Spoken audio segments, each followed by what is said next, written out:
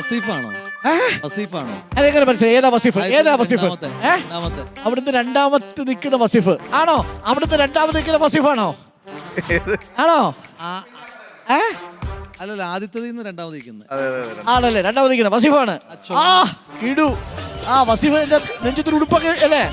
ഇത് ഏത് പ്രായത്തിലുള്ളതാ ഇത് വസീഫ്?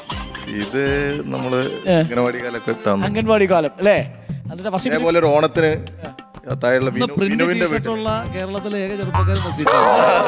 കളറാ അല്ലേ? Print T shirt. അതെ, സംഭവം കളറാ. ഇതേപോലെ ഒരു ഓണപരിപാടി തൊട്ട് താഴെയുള്ള വീട്ടില് ഈ വിനു എന്ന് പറഞ്ഞ വീട്ടിൽ ഇവരൊക്കെ എല്ലാവരും സുഹൃത്തുക്കളാണ് ഇപ്പോഴും അതെ അതെ അല്ലേ? ആ കാലം വസീഫിന്റെ വീട്ടിൽ എന്താ വിളിക്കുന്നത്? വസീന്നാണ് വിളിക്കുന്നത്. അതിപ്പോ പറയണ്ടായി.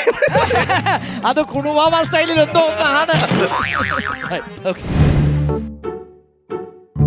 ഇതാരാണ് നോക്കൂ, ഒരു പ്രത്യേക സിനിമ സ്റ്റൈലിൽ. അഷ്റഫ് അലിയാണോ?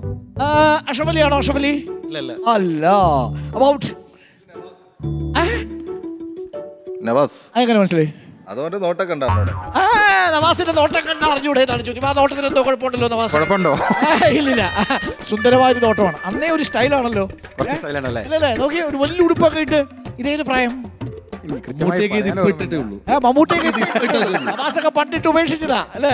പണ്ടേ വിട്ട സ്റ്റൈലാ. Loose fit ഷർട്ടേ ഷർട്ടാണല്ലേ? ഇത് എവിടെയാ? വീട്ടിലാണോ? സ്വന്തം വീട്ടിലാണോ? എന്റെ തറവാട്ടിലാണ്. തറവാട്ടിലാണ് അല്ലേ?